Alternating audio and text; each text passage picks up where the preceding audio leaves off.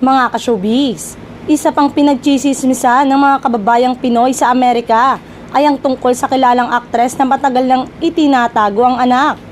Ayon sa isang source, ang bongga ng bahay na nabili ng tatay ng anak para kay kilalang aktres sa kanilang mag-ina. Kasi ang lugar ay magandang tirahan talaga dahil tahimik at mababa rin ang crime rates as in. Sabi nga ng mga kababayang Pinoy, kapag dumarating ang mag-ina kasama ang pamilya niya ay simple lang naman daw at bumabati naman sa mga nakakasalubong. Matagal nang nachichismis na may anak na ang kilalang aktres pero walang nakapagturo kung nasaan ang bata. At finally, nakita na ito ng mga kababayan natin sa ibang bansa. Actually, nakakasama naman ni kilalang aktres ang anak niya. Kaya lang hindi niya inaamin basta, sama-sama lang si Bagets sa pamamasyal at pagsha-shopping nila, sabi pa.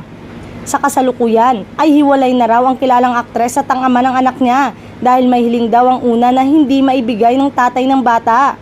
Pero maayos daw ang dalawa at co-parenting sa anak nila at higit sa lahat, hindi nagpapabaya sa sustento ang ama ng bata.